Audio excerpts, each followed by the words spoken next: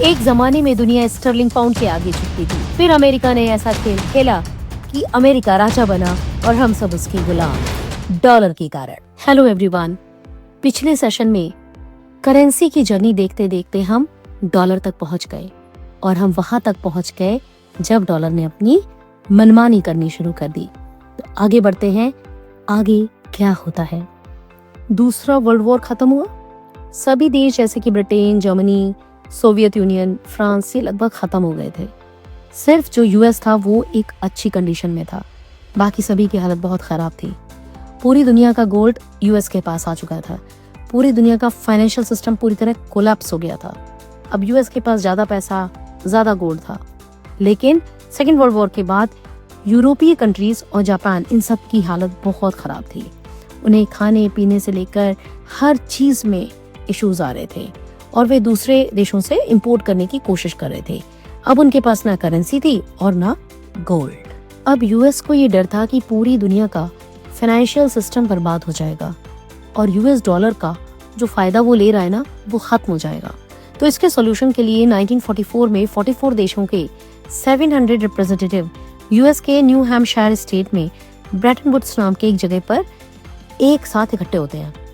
इस पूरी मीटिंग का एक अकेला जो पर्पस था वो था एक नया फाइनेंशियल सिस्टम बनाना, जिससे कि जो प्रेजेंट कंडीशन चल रही है उसको इम्प्रूव किया जा सके। यूएस अपना ये प्रपोजल रखता है कि पूरी दुनिया अभी बहुत ही ज्यादा संकट में है, कोई ट्रेड नहीं हो रहा है, सबकी इकोनॉमी पूरी तरह से कोलैप्स हो गई है, जो भी गोल्ड है वो दूसरे देशों में पूरी तरह से कम है।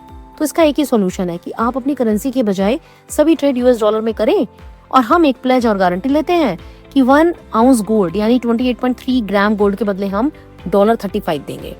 जिसका मतलब है कि पूरी दुनिया में कोई भी कभी भी $35 देकर 1 आउंस गोल्ड ले सकता है। We have enough gold reserve. तो जो देश पहले अपनी करेंसी को गोल्ड से बैक करते थे, अब उन्हें यूएस डॉलर से बैक करना चाहिए और यूएस डॉलर गोल्ड से बैक होगा। इसी मीटिंग में यूएस और बाकी सारे देशों ने मिलकर वर्ल्ड बैंक और आईएमएफ, इंटरनेशनल मॉनेटरी फंड बनाया और कहा कि जो देश वॉर में लगभग खत्म हो गए हैं वो अपने आप को रीबिल्ड कर सकते हैं, जिसके लिए आईएमएफ और वर्ल्ड बैंक उन्हें लोन देंगे। ये जो लोन होगा वो यूएस डॉलर्स में दिया जाएगा और जब भी इसे वापस करना होगा तो इसे यूएस डॉलर में ही वापस करना होगा। और सिर्फ यही नहीं, यूएस ने एक प्लान भी बनाया जिसे मार्शल प्लान कहा गया। इसमें यूएस ने क्या किया कि यूरोप के देशों को रीबिल्ड करने के लिए यूएस ने 13.3 बिलियन यूएस डॉलर्स दिए और ये लोन देने के बाद यूएस ने कहा कि अब आपके पास डॉलर्स में मनी है, आप इन डॉलर्स का यूज करके हमसे रिसोर्सेज खरीद सकते हैं और जिससे कि आप अपने आप को दोबारा खड़ा कर सके।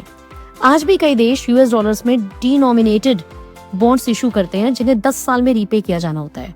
जिसका मतलब है कि अगर आपने डॉलर्स में लोन लिया है तो आपको इसे डॉलर्स में ही रीपे करना होगा और वो भी उतने टाइम पीरियड के अंदर।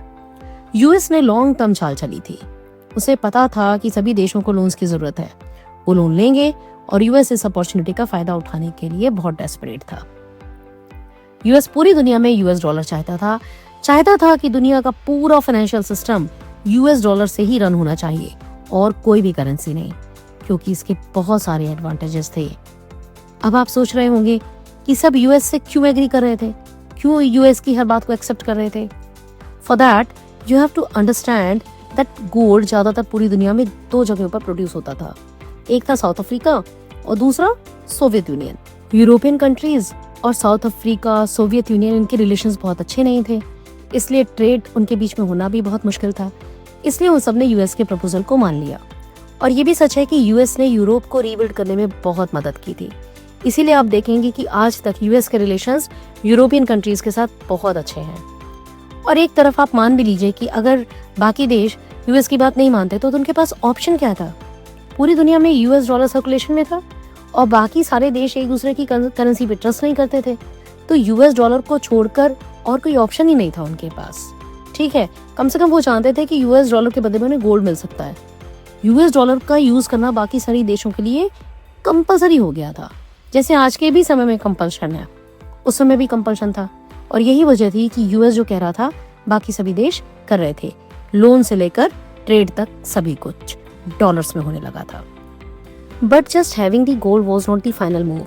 यूएसए बिल्कुल नहीं चाहता था कि कभी यूएस डॉलर की जो कंडीशन है ना, वो वो भी पाउंड स्टर्लिंग जैसी हो जाए। To really cement the dollar's dominance for generations, the US played a strategic master stroke in 1945. This one had nothing to do with a shiny metal gold. This one was all about black gold, oil. The US president made a deal with Saudi Arabia.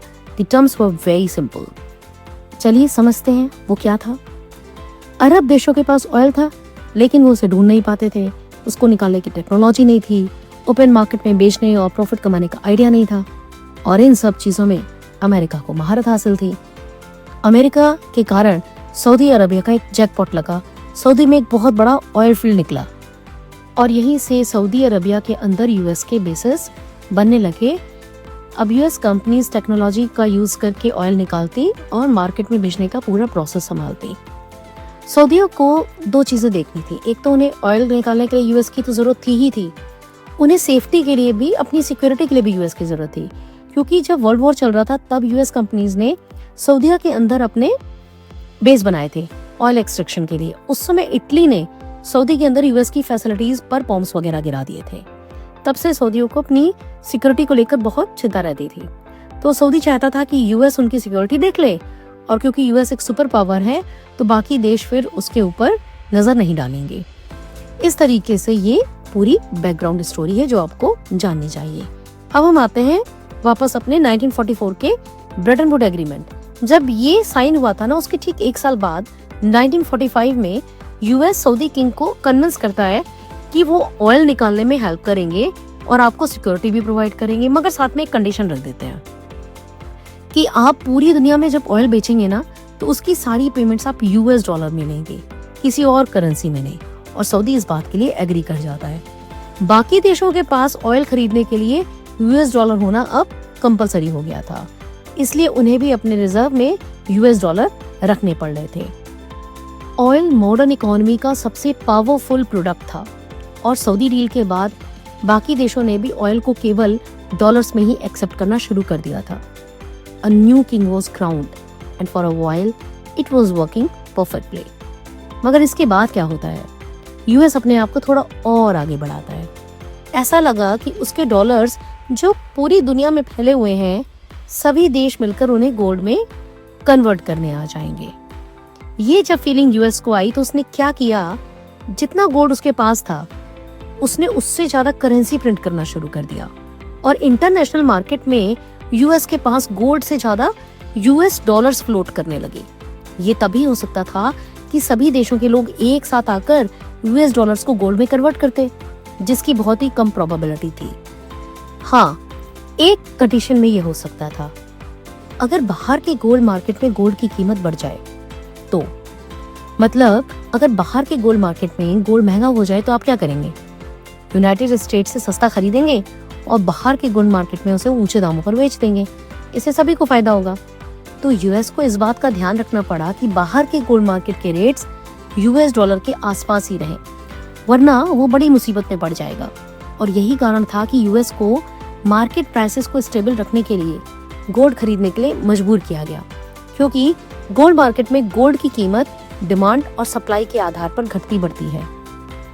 अगर market में ज्यादा gold आ जाता है या demand कम हो जाती है तो गोल्ड सस्ता हो जाता है, और अगर कम गोल्ड बचता है और डिमांड ज्यादा हो जाती है तो गोल्ड महंगा हो जाता है। ये यूएस के लिए एक बहुत बड़ा डर था। तो यूएस ने इसके लिए एक प्लान बनाया। इसमें 8 कंट्रीज शामिल थे जो उसके बहुत क्लोज थे। इन कंट्रीज ने या तो अमेरिका से बहुत कर्ज लिया हुआ था या फिर उनकी डिपेंडेंसी बहुत ज्यादा थी अमेरिका पर। तो ये कंट्रीज ये गोल्ड का पूल बनाने के लिए तैयार हो जाते हैं और अपने गोल्ड को सब एक जगह रखते हैं। उसके बाद वो लंदन में वर्ल्ड के सबसे बड़े गोल्ड मार्केट की डिमांड और सप्लाई को मैनिपुलेट करना शुरू कर देते हैं। मतलब अगर गोल्ड की डिमांड बढ़ती है तो ये लोग मार्केट में गोल्ड बेचना शुरू कर देते, और अगर डिमांड कम होती तो ये मार्केट में गोल्ड खरीदना शुरू कर देते। उनका मेन ऑब्जेक्टिव था डॉलर रेट को आसपास रखना और डिमांड और सप्लाई को बनाए रखना। 1967 तक यूएस ने गोल्ड का पूल बना लिया था, जिसमें कंट्रीज को जब लॉसेस शुरू हुए तो ये कंट्रीज फ्रस्ट्रेट हो गए और इस पूल से बाहर आ गए। तो यूएस का प्लान काम करना बंद कर देता है। इसके बाद यूएस ने यूके की क्वीन को कन्विंस किया और उन्होंने लंदन के गोल्ड एक्सचेंज मार्केट को बंद कर दिया, जिसका मतलब है कि डिमांड और सप्लाई की ये पूरी कहानी ही खत्म हो गई। अब कोई भी वहाँ गोल्ड नहीं खरीद सकता था और ना ही कोई इसे बेच सकता था। और इसी समय यूएस का गोल्ड रिजर्व भी कम होने लगा। यूएस का गोल्ड रिजर्व घटते घटते बहुत निचले स्तर पर पहुंच गया और इसके साथ ही यूएस के प्रेसिडेंट रिचर्ड निक्सन ने दूसरे कंट्रीज को थोड़ा बुली करना शुरू कर दिया था कि वे डॉलर्स को गोल्ड में कन्वर्ट ना करें। तब ये सभी इंसिडेंट्स हो रहे थे, जैसे कि लंदन मार्केट बंद हो गया था और उसके बाद निक्सन उन पर प्रेशर डाल रहे थे कि अगर वे कन्वर्ट नहीं करेंगे तो चीजें उनके अगेंस्ट हो सकती हैं। तो जो बाकी कंट्रीज थे वो इन सब चीजों को नोटिस कर रहे थे और उन्होंने अपना गोल्ड वापस मांगने की डिमांड शुरू कर दी। The fundamental promise of the system was becoming a mathematical impossibility, and then came the moment of truth. जब प्रेसिडेंट निक्सन को ये लगा कि चीजें आउट ऑफ कंट्रोल हो रही हैं, तो फाइनली 15 अगस्त 1971 को प्रेसिडेंट निक्सन ने एक एग्जीक्यूटिव ऑर्डर जारी किया और उन्होंने कहा कि आज से, उस डेट से डॉलर के बदले गोल्ड नहीं मिलेगा। It means to suspend temporarily the convertibility of dollar into gold और other reserve assets. The gold window was closed, and in a single night, the rules that had governed the entire world economy for almost 30 years were just gone. Imagine, the world's banker had written checks to everybody, and for years, everyone traded those checks like they were having cash because they all believed they could be cashed in. Then one day, the banker says none of these checks are good anymore. Because of that petrodollar deal, the world was stuck. They had no choice but to keep using the now worthless checks. पूरी दुनिया shocked थी कि सारे trades dollar में हो रहे थे, इसलिए कर्ज भी डॉलर में ही वापस करने थे। ऑयल डॉलर्स में आ रहा था, हर किसी के रिजर्व डॉलर्स में थे। तो ये दुनिया के लिए एक बहुत बड़ा शॉक था। इसीलिए इस घटना को निक्सन शॉक कहा जाता है। इस घटना के बाद देशों को पता ही नहीं था कि उन्हें क्या करना है और क्या नहीं। सबके सामने सबसे बड़ी प्रॉब्लम थी कि अगर वे कहीं भी कि हम डॉलर को यूज नहीं करेंगे, तो उनके पास एक क्वेश्चन था कि ऑल्टरनेटिव क्या है, व्हाट इज द ऑप्शन। अब ऐसे में सऊदी भी यूएस के पास आता है कि हम ऑयल बेचकर डॉलर कलेक्ट कर रहे हैं, लेकिन आप कह रहे हैं डॉलर कन्वर्ट नहीं हो सकते। तो यूएस ने सऊदी से कहा कि भाई आपको टेंशन लेने की कोई जरूरत नहीं है, आप जैसे ऑयल बेच रहे हैं वैसे ही डॉलर्स में बेचते रहिए। आपके पास जो डॉलर्स आएंगे आप उसे यूएस में इन्वेस्ट कर दीजिएगा, आप डॉलर से हमारे ही रिसोर्स खरीद सकते हैं और वापस इस तरीके से ये पूरा प्रोसेस चल सकता है। आप हमारे बॉन्ड्स और हमारी कंपनीज में इन्वेस्ट करेंगे और हम आपकी हर तरह से हेल्प करेंगे जैसे आज तक कर रहे हैं, राइट। तो वो कंट्रीज जिनके पास ऑयल बेचकर डॉलर आता था वो यूएस के अंदर इन्वेस्ट करते हैं और उसे पेट्रो डॉलर नाम दिया जाता है। पेट्रो डॉलर यूएस के लिए एक बहुत बड़ी विक्ट्री थी, क्योंकि अगर दूसरे देशों को ऑयल चाहिए तो उन्हें यूएस डॉलर रखना होगा और यूएस डॉलर मार्केट में रेलेवेंट बना रहेगा और उसका कोई दूसरा ऑल्टरनेटिव नहीं आएगा। So once the dollar was free from gold was locked in by oil, it changed everything. It wasn't just money anymore, but what others could do. The whole system, especially the oil trade, was so wrapped up in the dollar that there was no real alternative. They were completely trapped. It is such an interesting tale, but we will have to stop here. Otherwise, this video will become very long. So we will continue in the third session. That is the part 3 of this lecture. तो dollar की इस journey के first part में हमने देखा currency की origin, किस तरीके से पेपर करेंसी आई, स्टर्लिंग पाउंड आया, स्टर्लिंग पाउंड से डॉलर आया, कैसे डॉलर ने स्टर्लिंग पाउंड को रिप्लेस किया, उसके बाद डॉलर का डोमिनेंस शुरू हुआ। फिर हमने इस लेक्चर में देखा ब्रेटन वुड्स का एग्रीमेंट क्या था, कैसे निक्सन शॉक ने सारी चीज़ों को बदल दिया और फिर कैसे पेट्रो डॉलर का एक नया खेल खेला गया। और अब हम देखने वाले हैं अगले लेक्चर में कि कैसे डॉलर अपने आप को सैंक्शंस और टैरिफ के द्वारा एक वेपन की तरह इस्तेमाल करता है और उसकी इन हरकतों के कारण क्यों पूरी दुनिया के बाकी देश डॉलर को रिप्लेस करने की सोच रहे हैं और डी डॉलराइजेशन की तरफ बढ़ रहे हैं। इन सारी चीज़ों को हम बहुत डिटेल में बहुत अच्छे से समझेंगे हमारी इस जर्नी के फाइनल पार्ट में। तब तक के लिए आपके लिए एक क्वेश्चन, क्या आपको सच में लगता है कि डॉलर को कोई रिप्लेस कर सकता है? बताइए। Think over until we meet in the next session. Thank you. Good day.